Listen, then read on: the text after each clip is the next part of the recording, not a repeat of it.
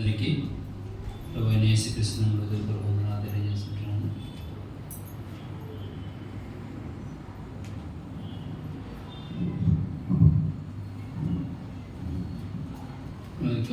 వాక్యం ధ్యానంగాను పరిశుద్ధ గ్రంథం నుండి అపోస్తలుడైన పౌలు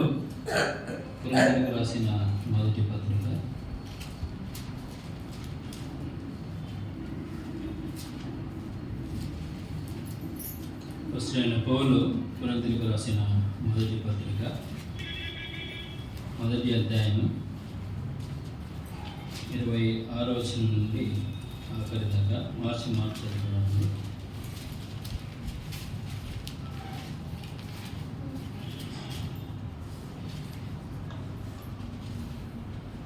సహోదరులారా, మిమ్మును పిలిచిన పిలుపును చూడుడి.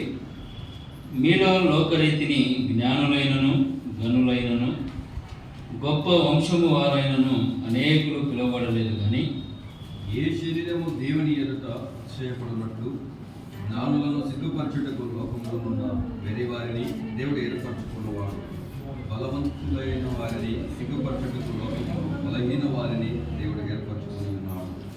ఎన్నికలేని వారిని వ్యర్థము చేయటకు లోకంలో అంగీకరించి వారిని ఎన్నికలను దేవుడు ఏర్పరచుకుని ఉన్నాడు. అయితే ఆయన మూలముగా మీరు క్రీస్తు యేసునందు ఉన్నారు. అతిశయపడువాడు తమ్మునందే అతిశయపడవలెను అని రాయబడినది.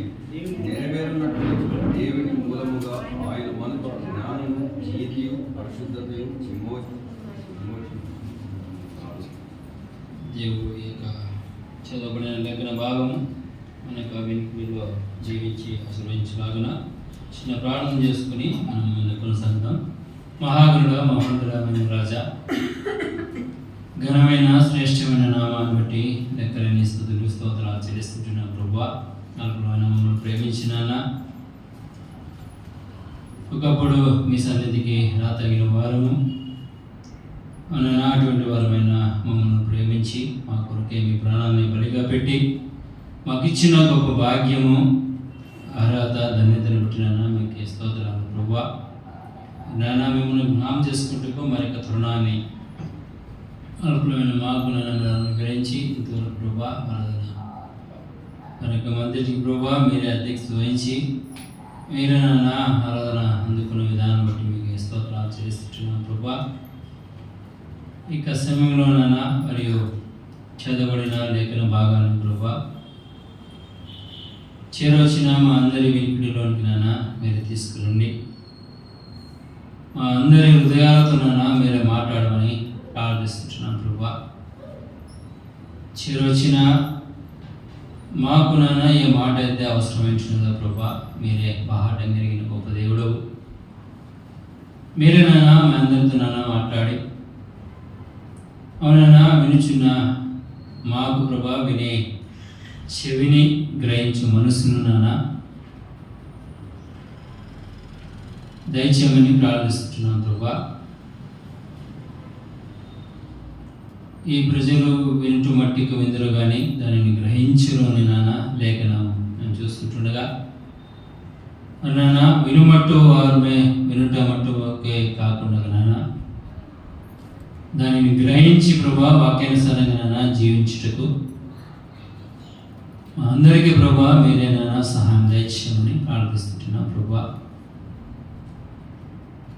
అవునైనా కొద్ది సమయాన్ని మాకు దీవెనకరంగా దయచేసి మీరే మహిమ పొందమని ప్రభువును రక్షకుడైన యేసుక్రీస్తు ఘనమైన శ్రేష్టమైన నామమున స్తుతించి ప్రార్థించి అడిగి వేడు పొందించున్నాం తండ్రి, ఆమేన్. ప్రియులారా, చదవబడిన లేఖన భాగాన్ని మనము ధ్యానించినప్పుడు అపోస్తలుడైన పౌలు ఏం తెలియజేస్తున్నాడు?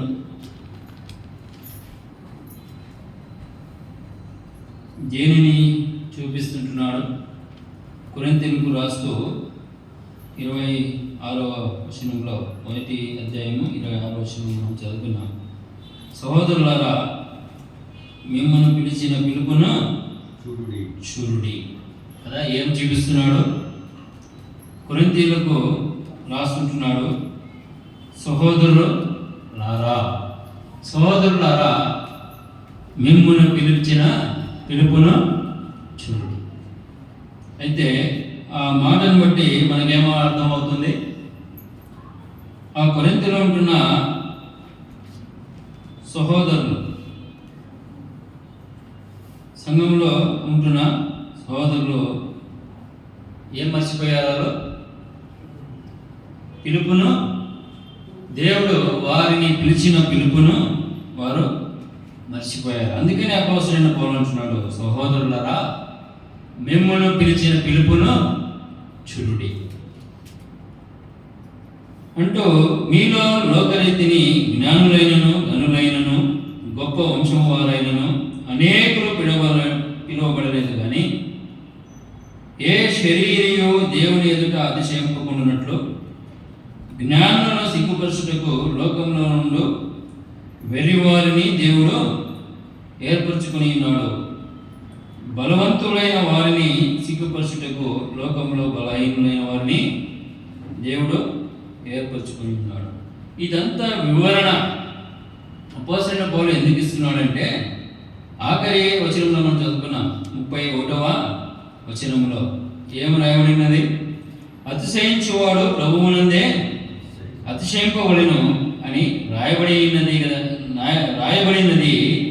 నెరవేరినట్లు దేవుని మూలముగా ఆయన మనకు జ్ఞానమును నీతియు పరిశుద్ధతయు విమోచనమును ఆయన చూస్తుంటున్నాం కదా. ఎందుకు రాస్తున్నాడంటే, ఆ యొక్క సహోదరులు, మరి కొరింథీ సంఘంలో ఉంటున్న ఆ యొక్క సహోదరులు, ఆ యొక్క సంఘస్థులు ఎవరిని బట్టి అతిశయిస్తున్నారు అనగా, తామే నీతిమంతులమని లేదా భక్తిపరులమని తమ యొక్క భక్తిని బట్టి వారు అతిశయిస్తుంటున్నారు కదా. మీరు గొప్పవారని దేవుడు మిమ్మల్ని పిలవలే. దేవుడు మిమ్మల్ని పిలిచినప్పుడు మీరు ఏ స్థితిలో ఉంటారో ఆ స్థితిని మీరు జ్ఞాపకం చేసుకోండి అని అపోస్తలుడైన పౌలు ఈ మాటలు రాస్తున్నాడు. సహోదరులారా మిమ్మల్ని పిలిచిన పిలుపును చూడండి కదా. వారు అనుకుంటున్నారు, మేము గొప్పవారము, మేము భక్తిపరులము కదా, దేవుడు ఆజ్ఞాపించిన మేరకు ఆయన చిత్తానుసారంగా మేము జీవిస్తున్న వారమని వారి యొక్క భ్రమలో వారు జీవిస్తుంటున్నారు. అందుకని అంటున్నాడు, మిమ్మల్ని పిలిచిన పిలుపును చూడుడి కదా. ఒకప్పుడు మీరు ఎటువంటి వారు? మీరు లోకరీతిని జ్ఞానులైనను కదా, లోకరీతినిగా వారు జ్ఞానులై అయినారు. అయితే జ్ఞానులైనను గనులైనను గొప్ప వంశము వారైనను అనేకులు పిలువబడలేదు కానీ అంటున్నారు కదా. లోకంలో ఎంతమంది ఉన్నారు? జ్ఞానులు ఉన్నారు, గొప్ప వంశము వారు ఉన్నారు, గనులు ఉన్నారు, ఘనత వహించిన వారు ఉంటున్నారు. అయితే అనేకులు కదా, ఎంతో గొప్ప గొప్పవారు ఉన్నారు. అయితే వారు పిలువబడలేదు కానీ అంటారు కదా. అనేకులు పిలువబడలేదు కానీ ఏ శరీరియు దేవుని ఎదుట అతిశయింప కొనినట్లు జ్ఞానులను సిగ్గుపరచుటకు లోకంలో నుండి వెర్రి వారిని దేవుడు ఏర్పరచుకుని ఉన్నాడు అని తెలియజేస్తుంటాడు కదా. జ్ఞానులను సిగ్గుపరచుటకు వీరు ఎటువంటి వారు? వీరు జ్ఞానహీనులు. లోకంలో ఎంతోమంది జ్ఞానం కలిగిన వారు ఉంటున్నారు, మరి వారిని సిగ్గుపరచుటకు ఎన్నిక లేని వారు అజ్ఞానులు, మరియు దేవుడు అజ్ఞానులుగానే ఉంటుంది. ఆ స్థితిని లేదా ఆ పిలుపును, ఏ స్థితిలో నుండి దేవుడు మిమ్మల్ని పిలిచాడో ఆ పిలుపును చూడుడి అని అంటున్నాడు. మొదటిగా లోకంలో జ్ఞానులను సిగ్గుపరచుటకు వెర్రి వారిని ఎరిగారమైన మిమ్మల్ని ఏర్పరచుకున్నాడు. బలవంతులైన వారిని సిగ్గుపరచుటకు లోకంలో బలహీనులుగా ఉన్న మిమ్మలను ఏర్పరచుకున్నాడు. ఎన్నికైన వారిని వ్యర్థము చేయుటకు లోకములో నీచులైన మిమ్ములను ఏర్పరచుకున్నాడు. తృణీకరింపబడిన వారిని, ఎన్నిక లేని వారిని దేవుడు ఏర్పరచుకొని ఉన్నాడని తెలియజేస్తున్నాడు కదా. ఎటువంటి వారు ఈ యొక్క కొరింథీయులు అనగా వారు బలహీనులు, వారు అజ్ఞానులు, వారు వెర్రివారు. అంతేకాకుండా వారిని కదా కీర్తనలో ఒక మాట తెలియజేస్తాడు కదా, నరపుత్రుని జ్ఞాపకం చేసుకున్నట్టుకు వాడు ఏపాటి వాడు. మరియు ఆ మాటని తెలియజేస్తున్నాడు, మీరు ఏపాటి వారు. ఆయన మిమ్మల్ని రక్షించడానికి, ఆయన మిమ్మల్ని పిలవడానికి మీరు ఏపాటి వారు అన్నట్టుగా వారు మరియు గర్విస్తుంటున్నారు, వారు అతిశయిస్తుంటున్నారు. వారి యొక్క స్థితిని బట్టి కదా, ఏ స్థితిలో నుండి పిలిచాడో దాన్ని మర్చిపోయి లోకరీతిని మరియు వారు అతిశయిస్తుంటున్నారు. అయితే ఈ మాటలను తెలియజేస్తూ వారి స్థితిని జ్ఞాపకం చేస్తున్నారు. దాన్ని చూడండి, ఆ పిలుపును దేవుడు మిమ్మల్ని పిలిచిన ఆ పిలుపును మీరు చూసినప్పుడు మీరు ప్రభువునందే అతిశయిస్తారు. ప్రభువు మెచ్చే విధంగా మీ జీవితాన్ని, ఆత్మీయమైన జీవితాన్ని మీరు కట్టుకుంటారని మరలా వెనుకటికి తీసుకుపోవాల్సిన పరిస్థితిని ఎవరు కల్పించారో ఆ కొరింథీయులో ఉంటున్న యొక్క సమస్యలు కల్పించినట్టుగా మనం చూస్తుంటున్నాం అంటూ వాళ్ళు తెలియజేస్తున్నారు. అతిశయించువాడు ప్రభువునందే అతిశయించాలి అని రాయబడినది నెరవేరినట్లు దేవుని మూలంగా ఆయన మనకు జ్ఞానమును, నీతియు, పరిశుద్ధతయు, విమోచనము ఆయన మనం చూస్తుంటున్నాం. ఏ విధంగా ఆయన మనకు జ్ఞానమును, నీతియు, పరిశుద్ధతయు, విమోచనం ఆయాడో రోమీయులకు రాసిన పత్రికలో తెలియజేస్తారు. చూడండి, రోమీయులకు రాసిన పత్రిక 1వ అధ్యాయము 2వ వచనం మొదటి నుంచి చదవండి. యేసుక్రీస్తు దాసుడును అపోస్తలుడుగా నుండుటకు పిలువబడిన వాడును, దేవుని సువార్త నిమిత్తము ప్రత్యేకింపబడిన వాడునైనా పౌలు రోమాలో ఉన్న దేవుని ప్రియులకందరికీ అనగా పరిశుద్ధులుగా ఉండుటకు పిలువబడిన వారికి అందరికీ శుభమని చెప్పి రాయినది మన తండ్రి అయిన దేవుని నుండి, ప్రభు అయిన యేసుక్రీస్తు నుండి కృప సమాధానములు మీకు కలుగుగాక. దేవుడు తన కుమారుడును మన ప్రభువునైన యేసుక్రీస్తు విషయమైన ఆ సువార్తను పరిశుద్ధ లేఖనముల యందు తన ప్రవక్తల ద్వారా ముందు వాగ్దానము చేసెను. యేసుక్రీస్తు శరీరమును బట్టి దావీదు సంతానముగాను మృతులలో నుండి పునరుత్థానుడైనందున పరిశుద్ధమైన ఆత్మను బట్టి దేవుని కుమారుడుగాను ప్రభావముతో నిరూపింపబడెను. ఈయన నామం నిమిత్తము సమస్త జనులు విశ్వాసమునకు విధేయులగునట్లు ఈయన ద్వారా మేము కృపను, అపోస్తలత్వమును పొందితిమి. మీరును వారిలో ఉన్నవారే యేసుక్రీస్తు వారుగా ఉండుటకు పిలువబడింది. ఏమంటున్నాడు అక్కడ? దేవుడు జ్ఞానమును, నీతియు, సమాధానమై ఉన్నాడు. ఇక్కడ కూడా అదే మాటలు తెలియజేస్తున్నాడు. పరిశుద్ధులుగా ఉండుటకు మీరు పిలువబడితిరి అంటూ క్రీస్తు నుండి, ప్రభు అయిన యేసుక్రీస్తు నుండి కృపా సమాధానములు మీకు కలుగును గాక. దేవుడు తన కుమారుడును మన ప్రభువునైన యేసుక్రీస్తు విషయమైన ఆ సువార్తను చూస్తున్నాం. నీతిమంతుడు లేడు, ఒకడును లేడని ఇదే రోమీయులకు రాసిన పత్రిక 3వ అధ్యాయము 11వ వచనంలో ఆ మాటను చూస్తున్నాం. ఆ నీతిమంతుడు దేవుడు మనకు జ్ఞానము నీతియు సమాధానం అయి ఉన్నాడని తెలియజేశాడు. ఆ నీతిమంతుడైన ఆయనలో అతిశయించాలని, ఆయనలో అతిశయించాలని, ఆ జ్ఞాని అయిన ఆయనలో అతిశయించాలని, సమాధానానికి కర్త అయిన ఆయనలో అతిశయించాలని ఏ స్థితిలో నుండి పిలిచాడో ఆ పిలుపును మరి చూపిస్తుంటున్నాడు. మరియు అదే అపోస్తలుడైన పౌలు మరి రోమీయులకు రాసిన పత్రికలో మనము చదువుకున్నాము. ఎందుకు పిలిచాడంట? ఆ పిలుపును ఎందుకు పిలిచాడో ఆ పిలుపును వారు మర్చిపోయి తమ ఇష్టానుసారంగా జీవిస్తుంటున్నారు. జీవించడమే మాత్రమే కాకుండా అతిశయిస్తున్నారు. ఆ జీవితాన్ని బట్టి అతిశయిస్తుంటున్నారు. వ్యర్థమైన జీవితం జీవిస్తుంటున్నారు కదా. దేవునికి హితమైన జీవితం కాదు, దేవునికి అయిష్టమైన జీవితం కదా.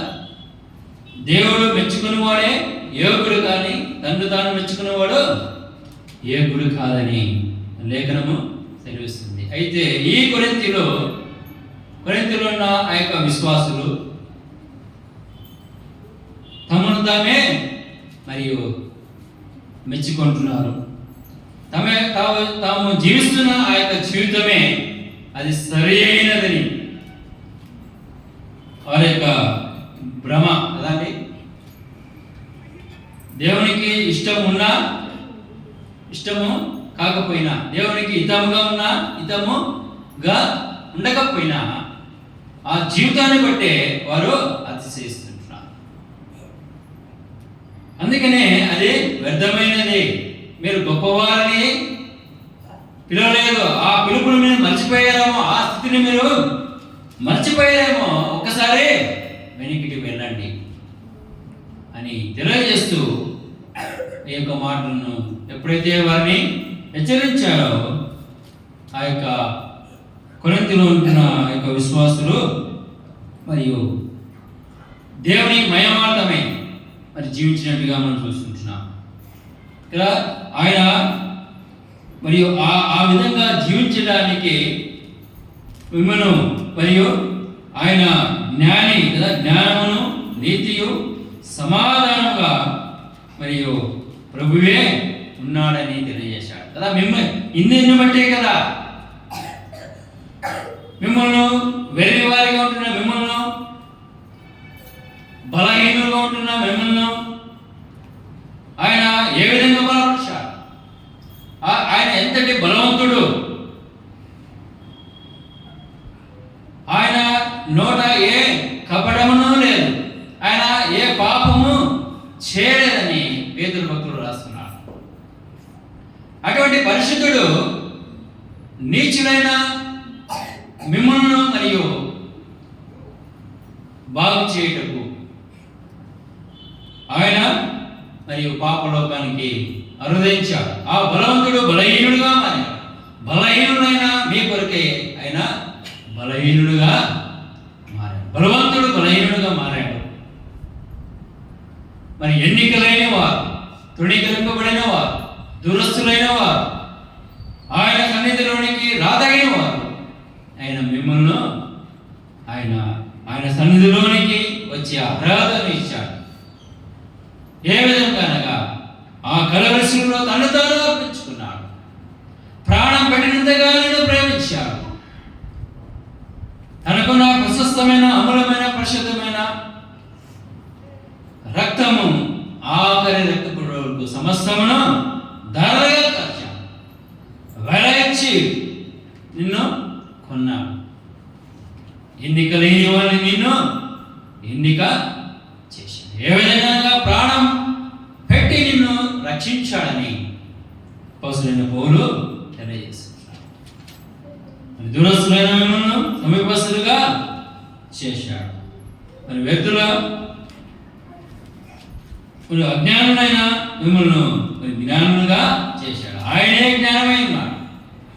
కొలస్సీయులకు రాసిన పత్రికలో 2వ అధ్యాయంలో మనం చూస్తాం. 2వ అధ్యాయం 3వ వచనంలో మనం చూస్తాము. బుద్ధి జ్ఞాన సర్వ సంపదములో ఆయన ఎందే మొత్తం ఉన్నాయి. అందుకనే అపోస్తలుడైన పౌలు అంటున్నాడు, ఆయన కదా, ఆయనలో మనము నీతి ఆగి ఉన్నట్లు ఆయన నీతియు జ్ఞానమును సమాధానమై ఉన్నాడని మనం చూస్తుంటాం. ఎందుకు ఆ మాటలు తెలియజేశాడంటే ఆయనే దానికి మరియు కర్తగా మనం చూస్తుంటాం. బుద్ధి జ్ఞాన సర్వసంపదలు ఆయనే ఉన్నాయి, ఆయనే జ్ఞానం. అందుకనే పౌలు చూపిస్తున్నాడు ఆ జ్ఞానవంతుడు, ఆ బలవంతుడు ఏ విధంగా ఏ స్థితిలో మనం ఉంచాడు, ఆ పిలుపును చూడు అంటూ మరి తెలియజేస్తున్నట్టుగా మనం చూస్తుంటున్నాం. అలాగైతే పిల్లారా అలనాడు ఆ యొక్క కొరింథీలో ఉన్న సంఘస్థులు గురించి పౌలు తెలియజేస్తున్న మాటలు మనము చూస్తుంటున్నాం. మరియు ఇలనాడు యుగాంతమందున మనకు బుద్ధికర నిమిత్తమై దేవుడు ఈ మాటలను ఈ సమయమున మన ముందుకు తీసుకొచ్చాడు కదా. వారు అజ్ఞానులే, మరి మనం ఎవరము? దేవుడు మనను తన చెంతకు పిలుచుకున్నప్పుడు మనం ఎటువంటి వారము? లోకములో వెర్రివారమే. వారికి వలె మనం కూడా వెర్రివారమే, వారికి వలె మనం కూడా నీచులమే కదా. జ్ఞానులను సిగ్గుపరచడానికి వెర్రివారమైన మిమ్మల్ని ఏర్పరచుకునేదని మనం చూస్తుంటున్నాం.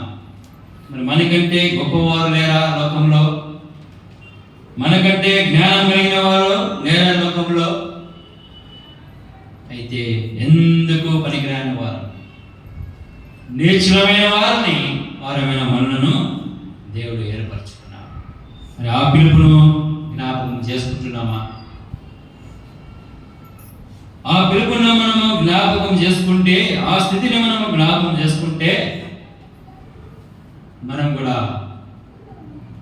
దేవుని ఎందే అతిశయించే వారంగా ఉంటాం. మన ఇష్టానుసారంగా జీవిస్తున్న ఆ జీవితాన్ని బట్టి మనము అతిశయించే వారంగా మనము ఉండకూడదు. ఆ పిలుపును విడిచిపెట్టాలి కదా. అపోస్తలుడైన పౌలు ఏ విధంగా విడిచిపెట్టాడో, ఎందుకు పిలిచేవాడు అనగా ఆ వ్యర్థమైన దానిని కదా మునుపు దేవుడు పిలవక మునుపు ఇష్టానుసారంగా జీవిస్తూ ఉంటుంది.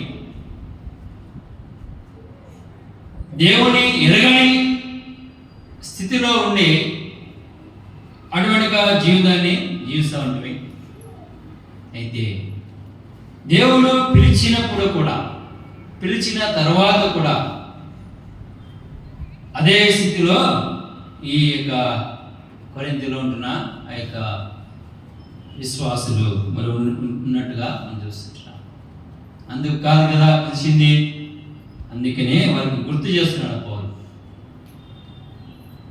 ఎవడైనా పిలుస్తున్నవాడు నూతన సృష్టి, పాతవే గతించిపోవాలి, ఇవిగో సమస్తము ప్రత్యేక. అయితే వారి యొక్క విశ్వాస జీవితంలో వారు మారలే, మార్పు చెందలే, కృతజ్ఞతగా కనబడలే. అందుకనే మరలా ఆయనకి తీసుకుని వెళ్ళాడు. ఆ పిలుపును చూడండి, ఆ జీవితాన్ని విడిచిపెట్టడానికి మిమ్మల్ని పిలిచింది. అది విడిచిపెట్టకుండా ఊరికే ఆయనను వెంబడిస్తే ప్రయోజనము లేదు అనే విధంగా మరి పౌరుల మాటలను తెలియజేస్తున్నాడు. తెలియజేస్తూ ఏమంటున్నాడంటే ప్రభువు నందే అతిశయించాలి. ఎప్పుడు అతిశయిస్తారు అనగా వాటిని విడిచిపోవాలి, విడిచి పెట్టాలి. ఎందు నిమిత్తమై ప్రభు పిలిచాడో అందుకు పరిగెత్తాలి కదా. పౌలు తెలియజేశాడు కదా, వెనుకున్నవి మరిచి ముందున్న వాటి కొరకు నేను వేగిరపడుతున్నాను. ఆలస్యము చేయటలే, నిర్లక్ష్యము చూపటలే. నన్ను ప్రభువు ఎందుకు పిలిచాడో అందుకు నేను పరిగెత్తుతున్నానని అపోస్తలుడైన పౌలు తెలియజేస్తుంటున్నాడు. మరియు అలాగైతే పిల్లరా, మరియు వారిని ఏ విధంగా దేవుడు పిలిచాడు, అంతకంటే దౌర్భాగ్యం కదా. వారి కొరకై ప్రాణం పెట్టడా, అయితే మన కొరకై ప్రాణం పెట్టి మరి మనను రక్షించాడు. ప్రాణం పెట్టి మనను ఆయన పిలుచుకున్నాడు. ఎందుకంటే పిలుపుకు తగినట్టుగా జీవించాలి కదా. రోమా పత్రికలో మనం చూసాం ఇప్పుడే కదా, పరిశుద్ధులుగా ఉండుటకు మీరు పిలువబడింది అంటూ అదే మరి ఆఖరిలో ఏమంటున్నాడు, క్రీస్తు యేసులో మీరు ఉండుటకు పిలువబడింది అని మనం చూసాం కదా. మనం చదువుకున్న భాగంలోని ఆఖరి వరుసలో యేసు క్రీస్తు వారుగా ఉండుటకు పిలువబడి ఉన్నారని చూసుకుంటున్నాం. విశ్వాసమునకు విధేయులగునట్లు ఈయన ద్వారా మేము కృపను అపోస్తలత్వమును పొందితిమి. మీరును వారిలో ఉన్నవారై యేసుక్రీస్తు వారుగా ఉండుటకు పిలువబడింది. అదండి మనం ఎందుకు పిలువబడ్డాం, ఎక్కడి నుండి ఎక్కడికి పిలువబడ్డాం అని ఒకసారి మనం ఆలోచన చేసినప్పుడు, ఒకప్పుడు మనము క్రీస్తు వారము కాదు, ఇప్పుడు ఎందుకు పిలువబడ్డాం అనగా క్రీస్తులోనే పిలువబడ్డాం కదా. క్రీస్తు వారిగా మనం ఉండుటకు పిలువబడ్డాం కదా. ఇంత చక్కని మాటలు దేవుడు మరియు అపోస్తలుడైన పౌలు ద్వారా తెలియజేస్తున్నాడు కదా. యేసు క్రీస్తు వారుగా ఉండుటకు మీరు పిలువబడింది. మరి ఆ కొరింథీలో ఉంటున్న యొక్క సంఘస్థులు లేదా విశ్వాసులు క్రీస్తులో ఉండటానికి పిలువబడ్డాడు, కానీ క్రీస్తు వారి యొక్క జీవితంలో అగబడలేదు. వారి యొక్క జీవితాల ద్వారా లోకానికి క్రీస్తు యొక్క మరియు లక్షణాలు వారి యొక్క జీవితం ద్వారా వారి యొక్క జీవితంలో కనబడలేదు. అందుకనే అంటున్నాడు ఆ గుణగణాలు మరియు కనబడలేదు. అందుకనే మరియు మీ ఆ పిలుపును మీరు చూడండి. ఎందుకు పిలిచాడు అనగా పరిశుద్ధులుగా ఉండడానికి పిలిచాడు, క్రీస్తులో ఉండడానికి, క్రీస్తు వారుగా ఉండడానికి ఆయన వెలపెట్టి కొన్నాడు కదా. మీరు వెలవ పెట్టి కొనబడిన వారు కనుక మీరు నా సొత్తు అన్నాడు. మరియు ఆయన సొత్తుగా ఉండడానికి పిలువబడిన వారు ఆయన సొత్తుగా ఉండటం లేదు, ఆయనకు వేరుగా కదా. మరలా యోహాను సువార్తలోనికి మనం వస్తే 15వ అధ్యాయము 7వ వచనంలో నాకు వేరుగా ఉండి మీరు ఏమియో చేయలేదు కదా. ఎందుకు పిలువబడ్డారనగా ఆయన వారిగా ఉండడానికి, ఆయనలో ఉండడానికి, ఆయనను తన జీవితం ద్వారా కదా వారి యొక్క మన యొక్క జీవితం ద్వారా ఆయనను చూపించడానికి అందుకు పిలువబడుతుంది అని తెలియజేస్తున్నారు. అయితే వీరు వ్యతిరేకంగా ఉంటున్నారు. వ్యతిరేకంగా ఉంటూ కదా దాన్ని గ్రహిస్తారు. అనేక మార్లు పౌలు వారికి బోధించారు కదా, అనేక మార్లు విన్నారు. అయినా కానీ కదా వల్ల ఆ లేఖనాలు మనం జ్ఞాపకం చేసుకుంటున్నాం కదా. ఈ ప్రజలు వినుట మట్టుకే నిద్ర కానీ దానిని గ్రహిస్తే మరలా కదా మరలా ఆ క్రియలను ఏది చేయకూడదో వాటిని మరలా చేస్తున్నామంటే ఏమర్థము?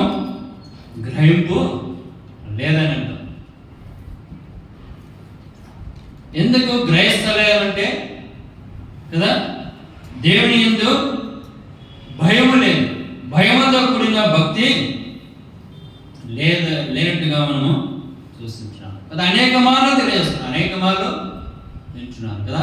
అలాగే ఒకప్పుడు మనం కూడా ఇశ్రాయేలుతో పోరాటం కాదు, అయితే ఇశ్రాయేలుతో సహపౌరులుగా మనల్ని చేశాడు.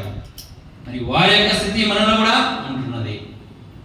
మరి మన యొక్క పరిస్థితి ఏంటి? ఇక్కడ ఆ పిలుపుకు తగినట్టుగా మనం జీవిస్తున్నామా? మనము పరిచయించ మన బద్దలో ఉంటున్నాం. పౌలు అంటున్నాడు, నాడే నాడే నాడే మర్చిపోయా. ఎప్పుడు అనగా ఆయన ఎప్పుడైతే పట్టుకున్నాడో, ఆ దమస్క మార్గంలో ఎప్పుడైతే పట్టుకున్నాడో నాడే మర్చిపోయా. ఎప్పుడు వరకు అనగా ఎప్పుడు వరకు మరలా దాన్ని జ్ఞాపకం చేసుకుంటే శాశ్వతంగా ఎప్పుడు కూడా జ్ఞాపకం చేసుకో. ఎందు నిమిత్తమై అనగా ఆ నిత్యత్వం నిమిత్తమై, ఆ శాశ్వతమైన రాజ్యం నిమిత్తమై మరలా ఆ శాశ్వతమైన నిత్య నాశనము తప్పించుకోవడానికి నిమిత్తమై పౌలు ఏం చేశాడనగా నాడే దాన్ని మర్చిపోయాడు. ఎప్పుడు దేవుడు పిలుచుకున్నాడో ఆ రోజే మర్చిపోయాడు. దేన్ని మర్చిపోయాడు? ఆ పాత స్వభావాన్ని, వెనుకొండవి మర్చిపోయాడు. ముందున్న వాడి దగ్గరికే వేగరపడుతున్నాడు. అందుకని అంతగా ఆశీర్వాదింపబడ్డాడు. అందుకే దేవుడు పౌలు ఎంతగా లోబడ్డాడో, ఎంతగా క్రీస్తులో ఉన్నాడో, అదండి క్రీస్తులో ఉండటకు మీరు పిలువబడుతున్నారని మనం చదివాము. ఆ విధంగా ఆయనలో ఉన్నాడు కదా. అందుకనే అంత ధైర్యంగా తెలియజేస్తున్నాడు, నన్ను బలపరచమనింది నేను సమస్తము చేయగలను, ఆయన లేకపోతే నేను శూన్యం అంటున్నాడు కదా. అందు నిమిత్తమై ఆ భాగ్యము సంపాదించుకోవడానికి నిమిత్తమై పౌలు ఏం చేస్తున్నాడు? ఏవేవి లాభకరంగా ఉంటున్నాయో వాటన్నిటినీ నష్టంగా ఎంచుకుంటున్నాడు. కేవలం ఆయనకు చిత్తం, ఆయన జీవితం ద్వారా ప్రభు ఘనపరచబడాలి, ప్రభు మహిమపరచబడాలి అని అపోస్తలుడైన పౌలు తన యొక్క జీవితంలో మనం జీవించి, మరియు తను ఎక్కడికి వెళ్ళినా ఆ మాటలను తెలియజేసినట్టుగా మనం చూస్తుంటున్నాం పిల్లల. అలాగైతే మరియు ఎన్నికలైన వారమే పిలిచాడు, బలహీనమైన మనను పిలిచాడు. మనం ఇంకాను కదా, అదే రోమలకు రాసిన పత్రిక 5వ అధ్యాయంలో చూసాం, మనం ఇంకాను పాపమై ఉండగా, మనం ఇంకాను బలహీనమై ఉండగా, మనం ఇంకాను ఎన్నికలు లేని వారంగా ఉంటుండగా క్రీస్తు మన నిమిత్తమై చనిపోయిన చూస్తాం. మన నిమిత్తమైన చనిపోయి ఆ బలవంతుడు బలహీనుడుగా మారిపోయి మనలను బలవంతులుగా చేశాడు. మరి బలవంతులుగా చేసిన మనము మరి ఏ విధంగా జీవించాలని? యవ్వన కాలంలో పుట్టిన కుమారుడు బలవంతుని చేతిలో బాణం లాంటి వాడు కదా. యవ్వన కాలంలో పుట్టిన కుమారుడు బలవంతుని చేతిలో బాణములాగా ఉండాలి. అందుకు పిలిచాడు కదా. మరియు బలహీనమైన మనను బలవంతులుగా ఉండడానికి ఆయన బలహీనుడై మనలను బలపరిచాడు. ఆయన బాహు ఆ కలవరశిలో చాపాడు. ఆయన యొక్క బాహు బలము ద్వారా మనను రక్షించాడు. మరి ఎందుకు పిలిచాడు అనగా బలవంతులుగా ఉండడానికి పిలిచాడు. మనం ఏమవుతున్నాం? బలహీనులుగా అవుతున్నాం. బలహీనులుగా అయితే మరియు పౌలు దేని నిమిత్తమై నిరీక్షించాడు? దేని నిరీక్షించి వాటిని వెనుకున్నవి మర్చిపోయాడు. మరి అటువంటి నిరీక్షణని మనకు కూడా దేవుడు అనుగ్రహించాడు. అలా విశ్వాసాన్ని కాపాడుకున్నాడు, పరుగు తుది ముట్టించాడు. ఏముందంట? నీతి కిరీటము ఉందంట పౌరుకు. అయితే దేవుడు మనకు కూడా వాగ్దానం చేశాడు, మరణం వరకు నమ్మకంగా ఉండవు, నేను జీవ కిరీటం ఇస్తాను అన్నాడు. యుగ యుగాలు ప్రభువుతో ఉండే భాగ్యం, యుగ యుగాలు జీవించే భాగ్యం దేవుడు అనుగ్రహిస్తానని వాగ్దానం చేశాడు.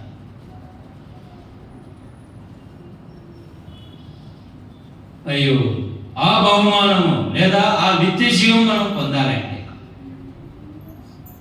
కదా, లేఖనం సెలవిస్తుంది, శరీరము తిని రక్తం తాగినవాడు నిత్య జీవము గలవాడు, అంత్య జీవనమని లేపు. అండి. మరియు రక్షణ పొంది బాప్తిజం తీసుకొని కదా సంఘ సహవాసములు ఉంటూ మనస్సాక్షికి కల్మషము తోచకుండా ఉండి పాలు పొందినప్పుడు కదా ఒట్టిగానే రక్షణ పొందకుండా లేదా బాప్తిజం తీసుకుండా సంఘ సహవాసం లేకుండా కదా మనస్సాక్షి ఏ విధంగా ఉన్నానో పాలు పొందితే మరియు నిత్య జీవంలోనికి వెళ్ళాము అదండి. అపోస్తుల బోధ కదా అపోస్తుల యొక్క పునాది మీద కట్టబడితే మాత్రమే మరియు నిత్యత్వంలో మనము చేరేవాడు కదా. నన్ను అయ్యో నిత్య జీవం గలవాడు అన్నది ఎందుకంటే ఆ విధంగా మరియు ఉపేక్షించుకొని ఆ విధంగా మరియు దేవుని చిత్తానుసారంగా సమర్పించుకొని ఆ విధంగా ఆ యొక్క బలలో మనము పాలు పొందితే మాత్రమే నిత్య జీవానికి వారసులు అవుతాం. చూడండి, మరియు అపోస్తలుడు అన్న మరియు పౌలు గలతీయులకు రాస్తూ మరియు ఎన్నిక లేని వారిని నీచులను బలహీనులను పిలిచాడు. మరి ఎందుకు పిలిచాడు అనగా మొదటిగా మనం చూసుకున్నాము. రోమీయులకు రాస్తూ పరిశుద్ధులుగా ఉండుటకు పిలువబడితేని క్రీస్తు వారుగా ఉండుటకు పిలువబడితేనే మనం చూసాము. గలతీయులకు రాసిన పత్రిక 5:13 చూడండి. 12:13 గలతీయులకు రాసిన పత్రిక 5. మిమ్మను కలవర పెట్టువారు తమను తాము ఛేదించుకొనుట మేలు. సహోదరులారా, మీరు స్వతంత్రులుగా ఉండుటకు పిలువబడితిరి. అయితే ఒక మాట, ఆ స్వాతంత్ర్యమును శరీర క్రియలకు హేతువు చేసుకునక ప్రేమ కలిగిన వారై ఒకరినొకడు దాసులై ఉండుడి అని చూస్తున్నాం. ఏమంటే పిల్లరా, ఎందుకు పిలువబడ్డారంట?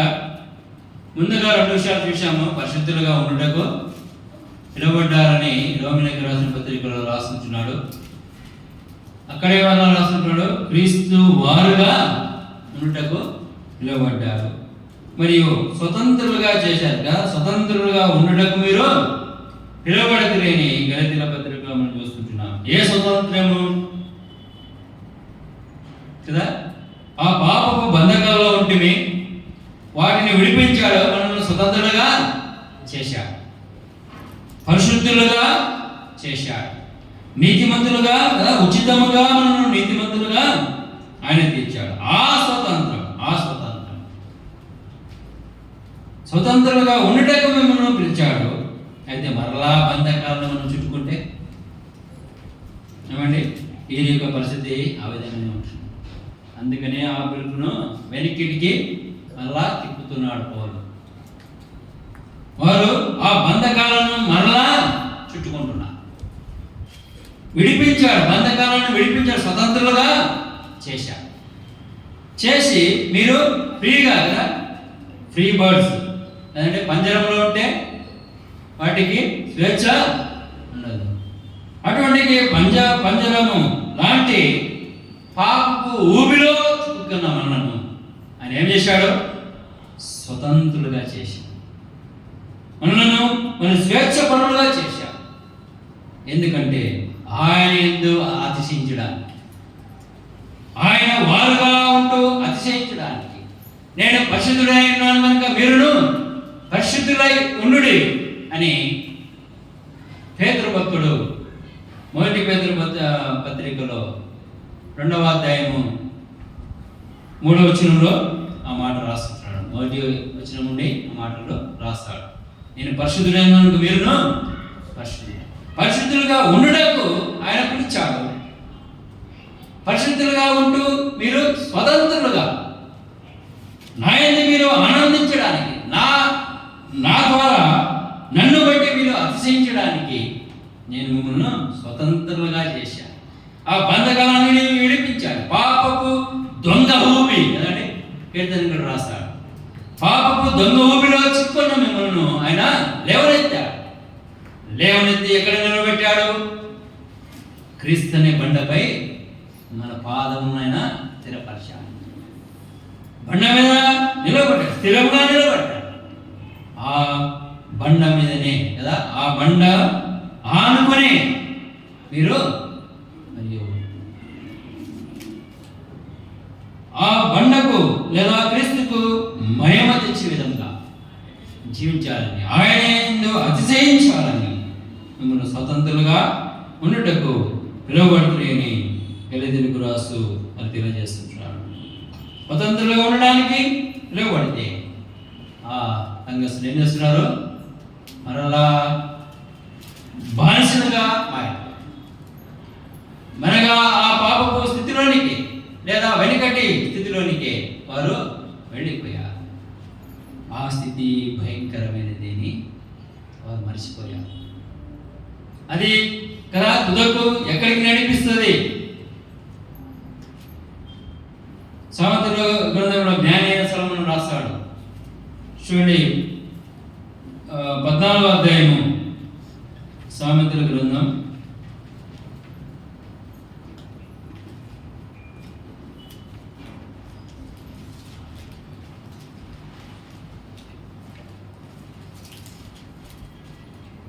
14వ అధ్యాయము 12వ వచనం. ఒకరి ఎదుట సరైనదిగా కనబడు మార్గము కలదు, అయితే తుదకు అదే మరణమునకు త్రోవ తీయును చూస్తుంటున్నాను.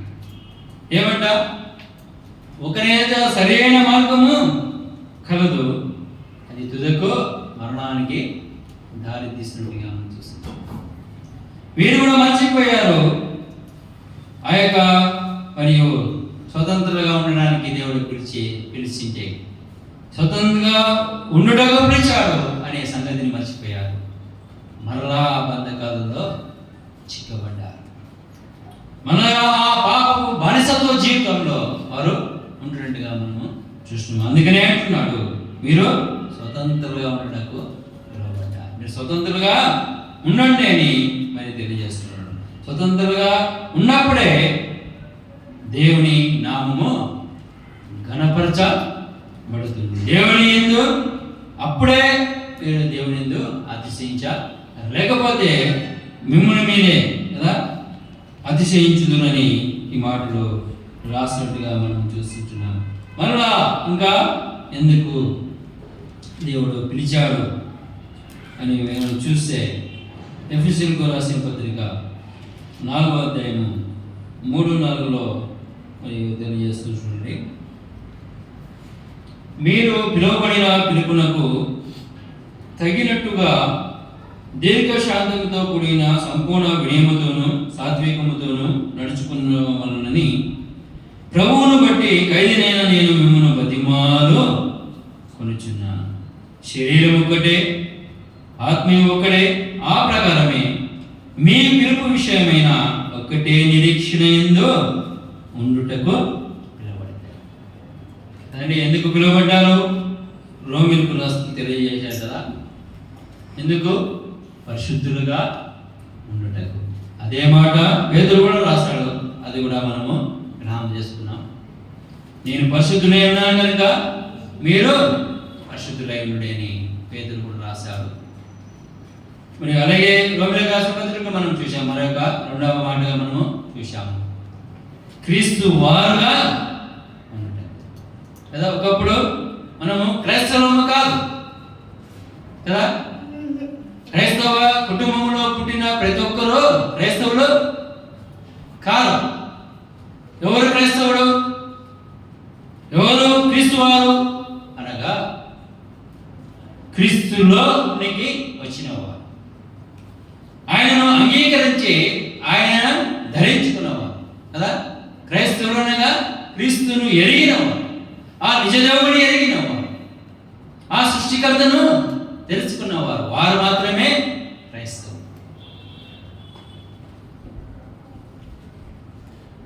ఆయన సర్వ సృష్టికి ఆది సంబోధుడే.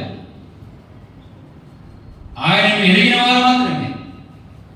వారు మాత్రమే క్రైస్తవులు. ఎరిగిన వారు ఆయన వారు కాదు. అందుకని మరియు ఎఫెసీయులకు రాస్తూ అంటున్నాడు, మీరు పిలువబడిన పిలుపునకు తగినట్టుగా దీర్ఘశాంతముతో కూడిన సంపూర్ణ వినయముతోను సాత్వికముతోను నడుచుకునవాలని ప్రభువును బట్టి ఖైదీనైన నేను మిమ్మును బతిమాలుకుంటున్నాను. చూడండి ఎంత మరియు వేదన అపోస్తలుడైన పౌలుకు ఉంటున్నది. అనగా ప్రభు యొక్క మరియు ప్రభు కొరకై జీవించడానికి తను సంపూర్ణంగా సమర్పించుకుంటున్నాడు పౌలు. అంతేకాకుండా ప్రతి ఒక్క విశ్వాసి ఆయన వారుగా క్రీస్తు వారుగా మరి పిలువబడుతున్న ప్రతి వారు కూడా అటువంటి అనుభవమే, అటువంటి బాటలోనే నడవాలని అపోస్తలుడైన పౌలు యొక్క ఆవేదన. అందుకని అంటున్నాడు కదా, ఖైదీలో ఉండి కూడా ఖైదీనైన నేను కదా, ఆయన చెరసాలలో ఉన్నాడు, బందీ గృహంలో ఉంటున్నాడు, ఆయనను మరి ఎఫెసీయులకు రాస్తున్నాడు పత్రిక. ఆయన మిమ్మల్ని పిలిచిన పిలుపు కొరింథీయులకు ఏ విధంగా చూడుడి అంటున్నాడో, ఈ ఎఫెసీయులకు పిలువబడిన పిలుపునకు తగినట్టుగా మీరు జీవించాలి. ఏ విధంగా అంటే దీర్ఘశాంతముతో కూడిన సంపూర్ణ వినయముతోను సాత్వికముతోను నడుచుకునవాలని ప్రభువును బట్టి ఖైదీనైన నేను మిమ్మును బతిమాలుకొనుచున్నాను. ఏ విధంగా సంపూర్ణమైన దీర్ఘశాంతముతో కూడిన సంపూర్ణమైన వినయముతో. ఆ మాటలు ఎందుకు రాస్తున్నాడంటే అది వారి చేత కాదు ఆ విధంగా జీవించడానికి కదండి. దీర్ఘశాంతముతో కూడిన సంపూర్ణ వినయం ఎవరిలో ఉంది? ఎవరిలో ఉందండి? క్రీస్తులో ఉంటుంది కదా. మత్తయి రాసిన సువార్త 11వ అధ్యాయము 29వ వచనం ఏముంది? నేను సాత్వికుడును దీన మనసు గల వాడను, నా మీద మీ కాడిని కదా, నా కాడిని మీ మీద ఎత్తుకొని నా ఎదుట నేర్చుకునుడి. అంతేకాకుండా పౌలు ఎవరిని వెంబడిస్తున్నాడు? విశ్వాసానికి కర్తయో దానిని కొనసాగించు అయిన యేసు వైపు చేసుకుంటున్నాడు. నన్ను దేవుడు ఎందు నిమిత్తమై నన్ను పట్టుకున్నాడో, నన్ను పిలుచుకున్నాడో దానిని పొందుకోవడానికి నేను గురి ఎద్దకే పరిగెత్తుతున్నాను, వేగంగా పరిగెత్తుతున్నాను, బహుమానం పొందనంతగానే పరిగెత్తున్నానని పౌలు అంటున్నాడు. తాను పరిగెత్తుతున్నాడు. మరలా తాను వెళ్ళిన చోట్ల వారికి కూడా ఆ విధంగా పరిగెత్తడం నేర్పిస్తుంటున్నాడు. అంతేకాకుండా బతిమాలుకుంటూ అంటున్నాడు కదా, సంపూర్ణ వినయముతో. ఆ వినయం ఎక్కడ దొరుకుతుంది? ఆ విశ్వాస కర్త ఎదుటనే. ఆ విశ్వాసానికి కారణమైన ఆ కర్త ఎదుటనే ఆ సంపూర్ణమైన వినయము దొరుకుతుంది. అందుకనే కదా అప్పుడే మనం ముందుగానే జ్ఞాపకం చేసుకున్నాం, నాకు వేరుగా ఉండి మీరు ఏమియో చేయండి. క్రీస్తులో ఉండటకు మీరు పిలువబడ్డారు. ఆ విధంగా ఉంటే కదా, ఆయనలో ఉంటే మీరు బహుగా ఫలిస్తారు. మరియు ఆ విధంగా ఉంటే సంపూర్ణమైన వినయము మీలో వస్తుంది. సాత్వికముతో నడుచుకుంటారు. ప్రభువును బట్టి కదా ఖైదీనైన నేను మిమ్మల్ని బతిమాలుకొనుచున్నాను. ఈ విధంగా జీవిస్తూ కదా ఎందుకు పిలువబడ్డారు అనగా నిరీక్షణ ఉండడానికి కదా. కింద 4వ వచనం చదువుతాం. శరీరం ఒక్కటే, ఆత్మీయం ఒక్కడే, ఆ ప్రకారమే మీ పిలుపు విషయమై ఒక్కటే నిరీక్షణ యందు ఉండుటకు పిలువబడి తెలియని చూస్తున్నాం.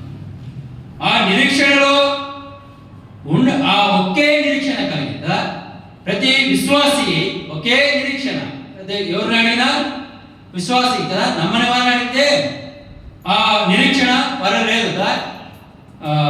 దశలోనికి రాసిన పత్రికలో రాస్తాడు కదా, నిరీక్షణ లేని ఇతరుల వలె జీవించిన నాకు ఇష్టం లేదని దశలోనికి రాస్తాడు.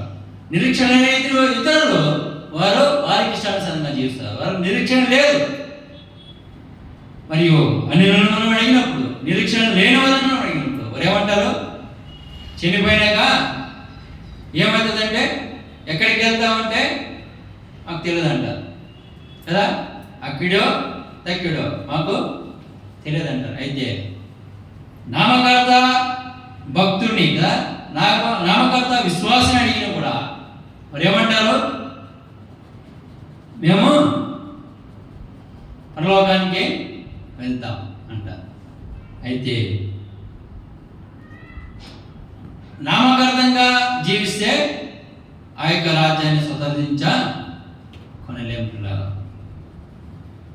క్రీస్తులో ఉండాలి, క్రీస్తు వారిగా ఉండాలి, పరిశుద్ధతో జీవించాలి, మళ్ళీ స్వతంత్రులుగా ఉండాలి కదా. దేని నిమిత్తమై మనం స్వతంత్రులుగా దేవుడు చేశాడో స్వతంత్రులుగా ఉండటానికి చేశాడు. ఆ బంధకంలో చిక్కబడి మగ్గిపోయి కడుగుతూ ఆ నాశనానికి పోవడానికి ఇష్టం లేకనే స్వతంత్రులుగా చేశాడు. స్వతంత్రులుగా ఉండడానికే పిలిచాడు. మరియు స్వతంత్రులుగా మనము ఉండినప్పుడే దేవుడు ఘనపరచబడతాడు. అంతేకాకుండా ఒకే నిరీక్షణ కదండి. మరియు ఆయన మరియు బలలో మనం పాల్పొందుతున్నాం. మరి ఏ విధంగా పాల్పొందుతున్నామంటే ఒకే నిరీక్షణ కదా. ఎప్పటి వరకు జ్ఞాపకం చేసుకోవాలి? ఆయన వచ్చే పర్యంతరము లేదా మనం లోకము విడిచేంత వరకు అది క్రమముగా ఉండాలి, క్రమముగా ఆచరించాలి కదా. క్రమముగా అది ఘనముగా ఎంచుడి, విశ్రాంతి దినమును ఘనముగా ఎంచి ఘనముగా ఆచరించుడి అని లేఖనాల్లో మనం చూస్తున్నాము. మరియు ఆ విధంగా ఆ నిరీక్షణ మనకు దేవుడు అనుగ్రహించాడు. ఆ నిరీక్షణనే మనం జీవించాలని దేవుడు మరియు పిలిచినట్టుగా మనం చూస్తుంటున్నాం. అదేవిధంగా కొలస్సీలకు రాసిన పత్రిక 3:15 చూడండి. క్రీస్తు అనుగ్రహించు సమాధానము మీ హృదయములలో ఏర్చుండునీడి, ఇందుకొరకే మీరొక్క శరీరముగా పిలువబడితిరి. ఎందుకంట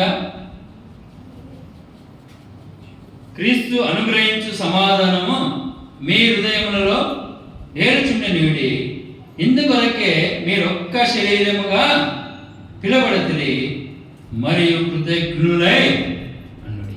ఎందుకు పిలువబడ్డామంట?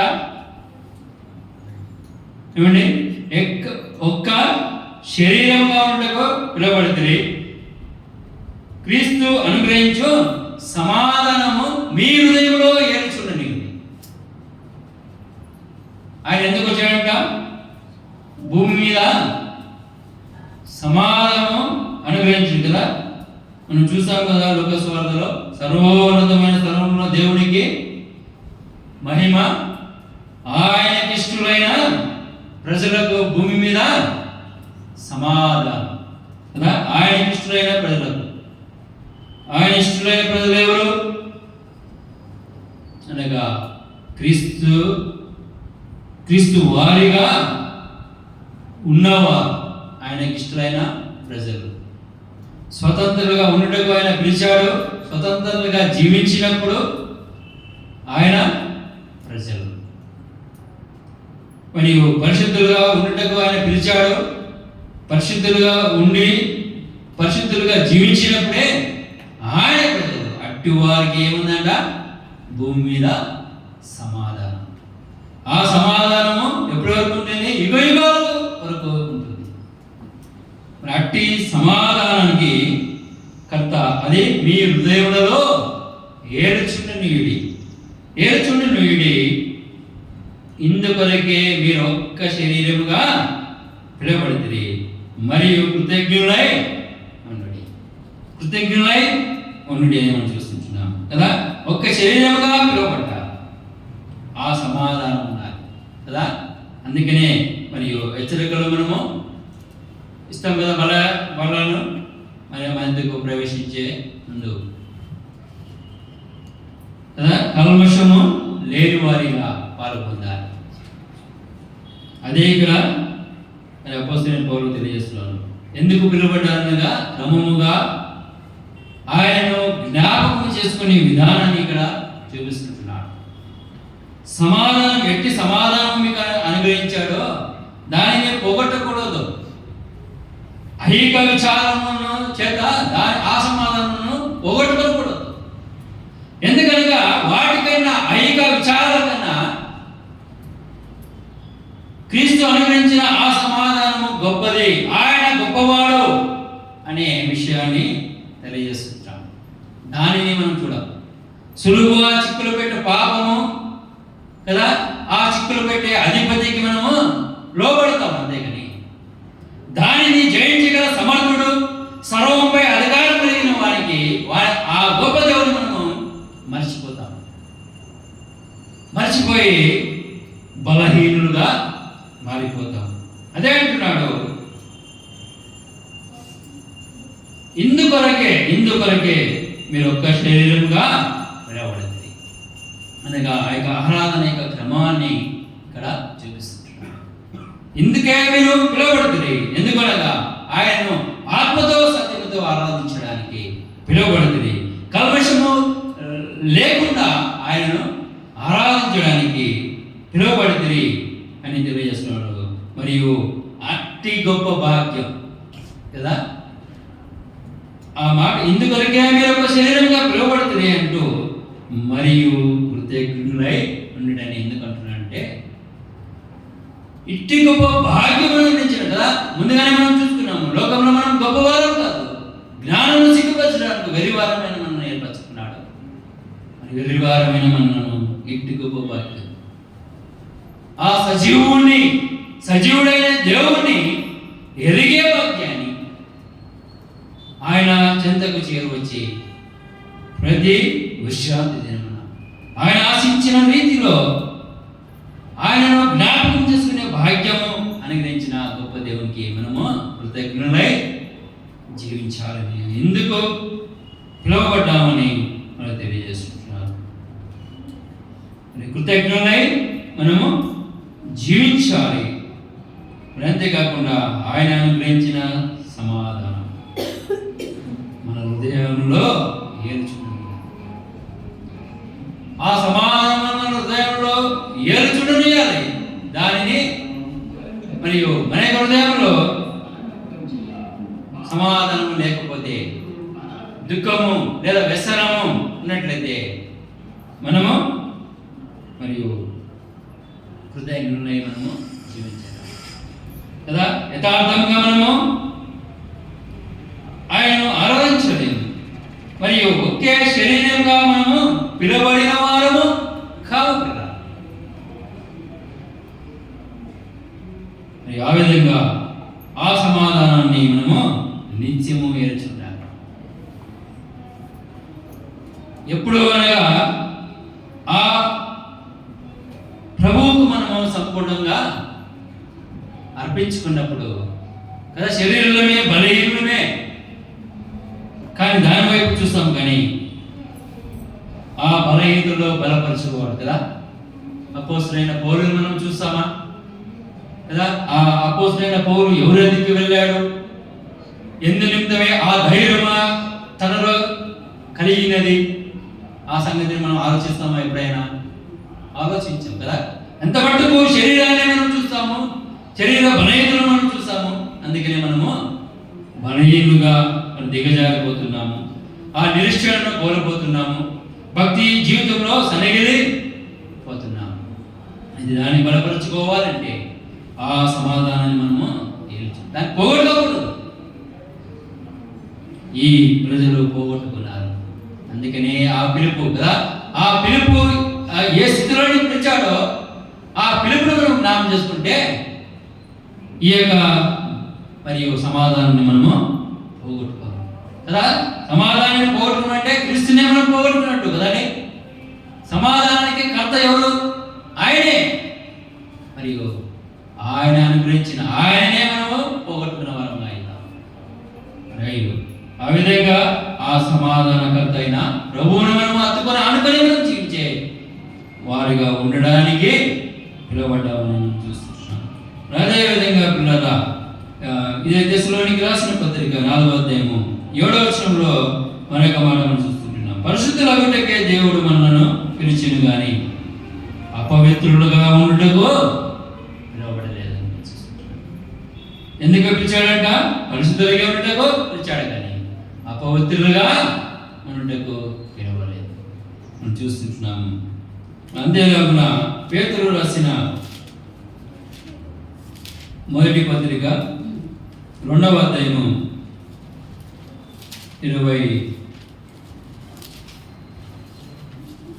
21 వచ్చిన చదువుతున్నాను చూడండి. 20వ వచనము, తప్పిదమునకై దెబ్బలు తినినప్పుడు మీరు సహించిన ఎడల మీకేం గలము? మేలు చేసి బాధపడినప్పుడు మీరు సహించిన ఎడల అది దేవునికి హితమగును. ఇందుకు మీరు పిలువబడితిరి. ఏమంటండి?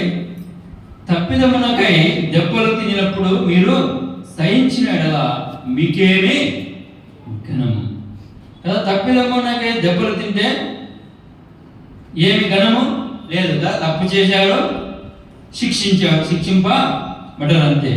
అయితే 2వ వరుసలో అంటున్నాడు, మేలు చేసి బాధపడినప్పుడు మీరు సహించిన అది దేవునికి హితమగును కదా. ఎందు నిమిత్తమే జీవించాలంట? దేవునికి హితము అనగా ప్రీతికరము, దేవునికి ఇష్టము. ఏది నీతిగా న్యాయముగా మనం జీవించడం దేవునికి ఇష్టమని మనం చూస్తుంటున్నాము. మరియు దేవునికి ఇష్టముగా మనం జీవించాలని ఇందుకు మీరు పిలువబడితిరి. ఎందుకనగా దేవునికి ఇష్టంగా జీవించడానికి మనము పిలువబడ్డామని చూస్తుంటున్నాము.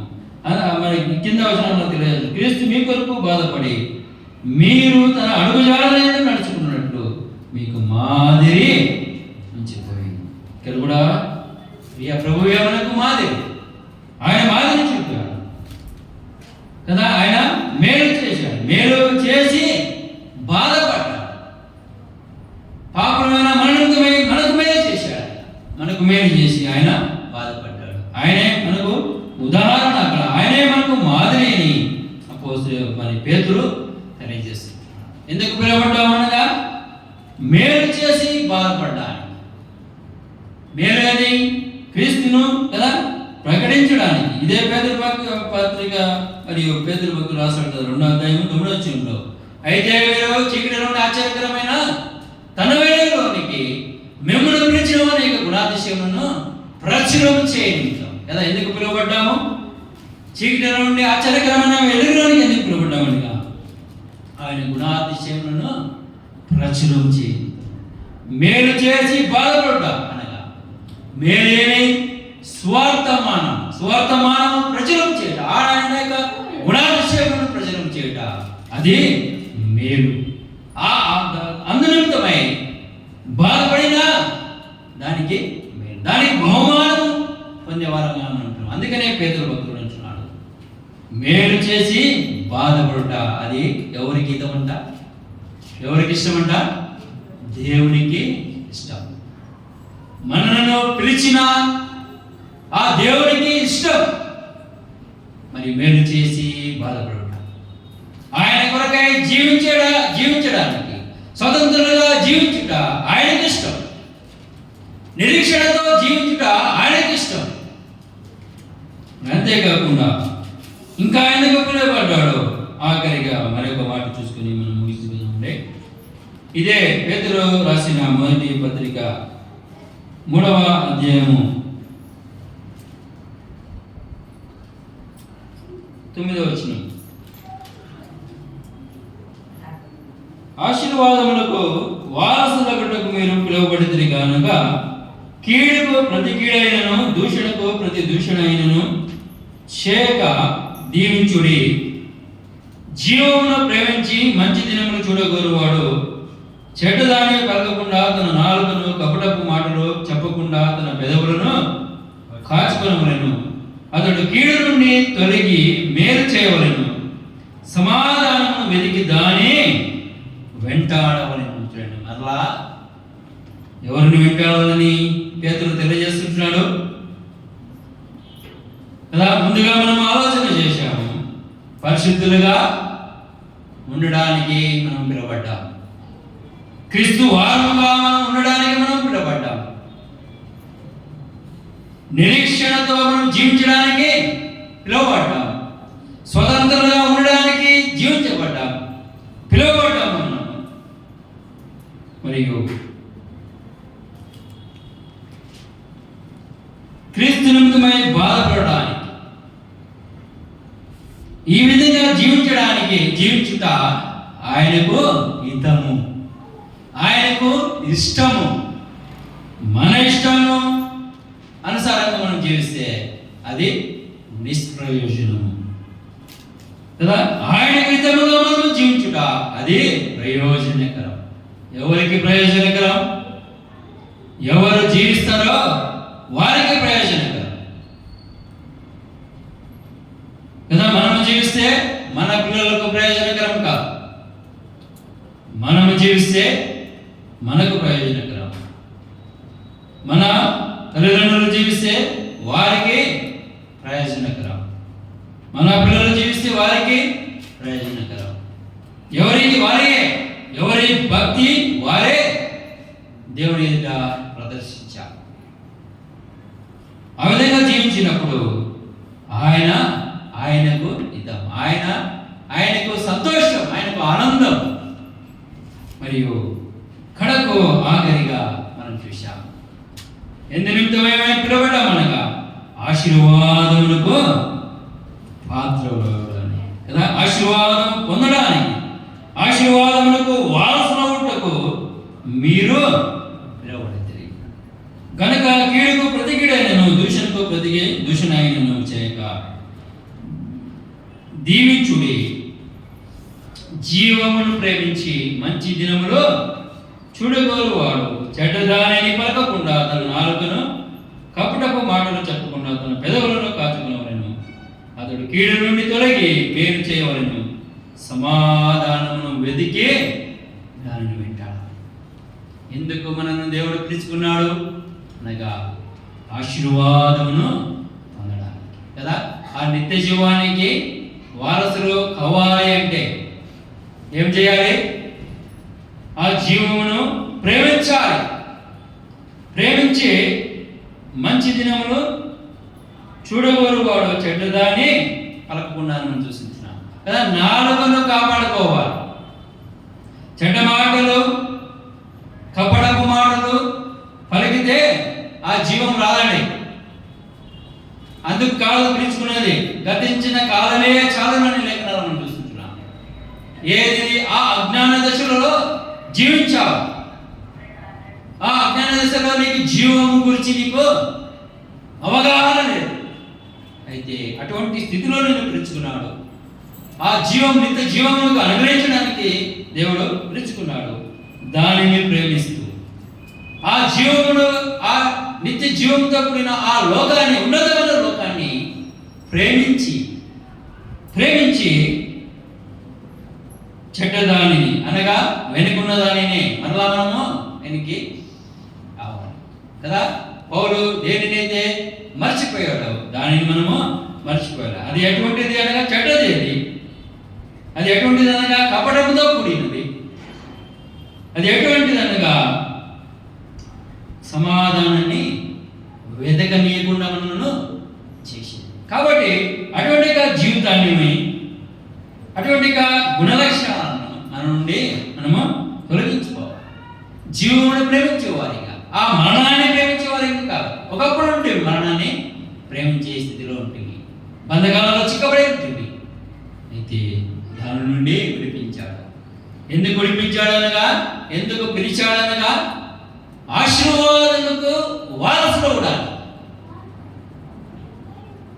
వారసులవడానికి ఆయన పిలిచాడు. కాబట్టి మరియు ఆ విధంగా ఉంటాం, ఆయనకు హితముగా జీవిస్తాం. ఆయనకు హితముగా ఉన్నప్పుడే ఏమవుతాం? వారసులు అవుతాం. మరియు ఆయన హితముగా కాకుండా కదండి మరి శరీరానికి పోల్చుకొని ఈ యొక్క స్వాతంత్రం కదా, అక్కడే మనం స్వతంత్రులుగా ఉండటకు మీరు పిలువబడుతుంది. ఆ యొక్క మాట మరలా జ్ఞాపకం చేసుకుందాం. చూడండి,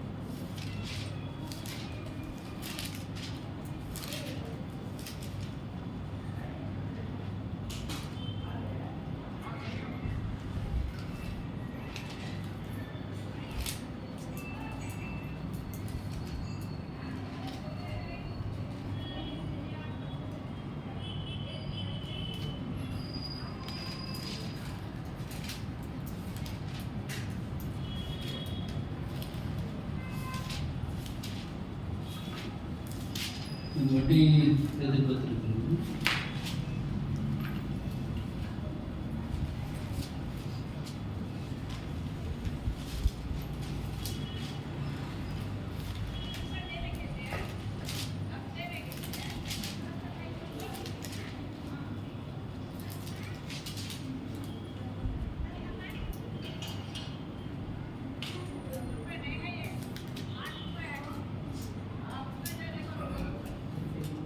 వచనంలో గళితులు రాసిన పత్రిక 5:13 మనం చూస్తున్నాము.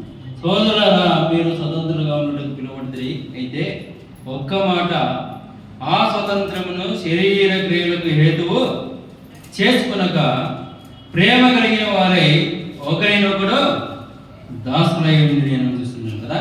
ఆ స్వతంత్రము ఏమంట? శరీర క్రియలకు హేతువు చేసుకునగా అని చూస్తున్నాం కదా. అక్కడ ఏం చూసాము మనం?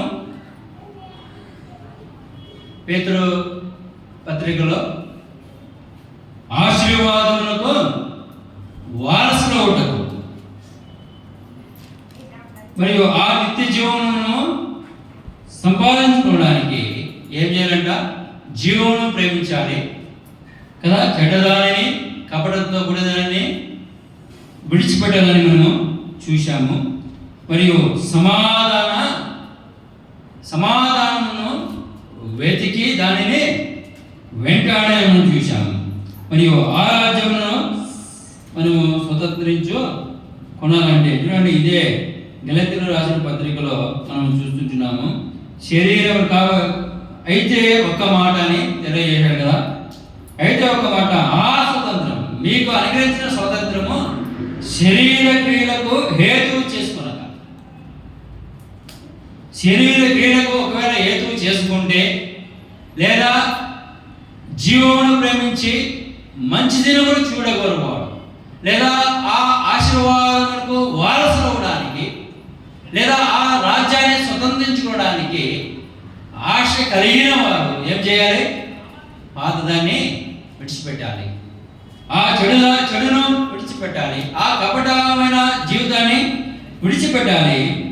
ఒకవేళ ఆ స్వాతంత్ర్యము, ప్రభు అనుగ్రహించిన స్వాతంత్ర్యము, వాటిని ఆధారము చేసుకొని జీవించినట్లయితే హేతువు చేసుకొనగానే రాసుకుంటున్నాడు. ఒకవేళ చేసుకుంటే ఏమవుతుంది? కింద రాసినటువంటి 19వ వచనంలో, అదే గళితులు రాసిన పత్రిక 5:19లో, శరీర కార్యములో స్పష్టమై ఉన్నవి అవేవనగా జాడత్వము, అపవిత్రత, కాముకత్వము, విగ్రహారాధన, అవిచారము, ద్వేషములు, కలహము, మత్సరములు, క్రోధములు, కక్షలు, భేదములు, మితములు, అసూయలు, మత్తతలు, అల్లరితో కూడిన ఆటపాటలు మొదలైనవి, వీటిని గురించి నేను మునుపు చెప్పిన ప్రకారము ఇట్టి వాటిని చేయువారు దేవుని రాజ్యమును స్వతంత్రించు కొనరని మీతో స్పష్టముగా చెప్పుచున్నాను అని చూస్తున్నాను కదా. మరలా నా యొక్క శరీరం తిని నా రక్తము త్రాగినవాడు నిత్య జీవము గలవాడని మనం చూస్తుంటున్నాము. ఇక్కడ ఏమంటున్నాడు? ఈ స్వాతంత్రం, ఆ స్వాతంత్రాన్ని శరీర క్రియలకు హేతువు చేసుకుంటే దానిని మనం పోగొట్టుకుంటాం కదా. దేవుని రాజ్యాన్ని స్వతంత్రించుకొనలేరు. అల్లరితో కూడిన ఆటపాటలు మొదలైనవి వీటిని గురించి నేను మునుపు చెప్పిన ప్రకారము ఎట్టి వాటిని చేయువారని చూస్తున్నాను కదా. ఈ స్వాతంత్రము క్రీస్తులో మనకు క్రీస్తు అనుగ్రహించిన స్వాతంత్రము. దానిని మరియు మార్పు లేని విధంగా నూతన స్వభావము కనిపించకుండా ఇంకా పాత స్వభావములని శరీరానికి హేతు చేసుకుని జీవించినట్లయితే ఆ భాగ్యాన్ని మనము పొందుకోలేమని మరి అపోస్తలుడైన పౌలు గలతీయులకు రాస్తూ మనకు తెలియజేస్తున్నాడు. ఆ విధంగా కదా. అక్కడ కూడా మనం చూసాం, పేతురు భక్తుడు కూడా అదే మాటనే రాశాడు. జీవాన్ని ప్రేమించే వారుగా మనం ఉంటే ఆ జీవం ఎవరు? ప్రభువైన యేసుక్రీస్తు వారే. సమాధానం ఎవరు? ప్రభువైన యేసుక్రీస్తు వారు. ఆయనను ప్రేమించేవారు.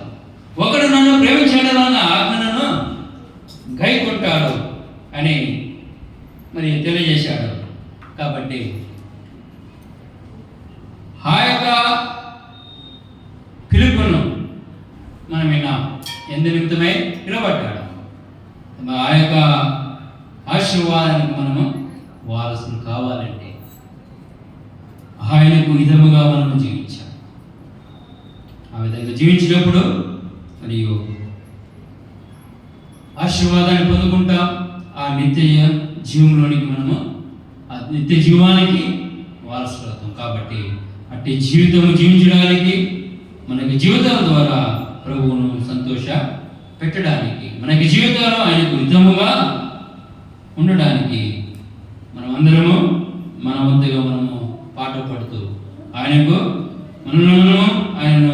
అప్పగించుకొని ఆ విధంగా మనం పాట పడినప్పుడు మనం ఆశీర్వదింపబడతాము. ఆయనకు ఘనత మెప్పు మరియు కలిగించిన వారుగా అవుతాం. కాబట్టి ఆ విధంగా ఉన్నట్టుగా దేవుడు మనకు సహాయం చేయండి.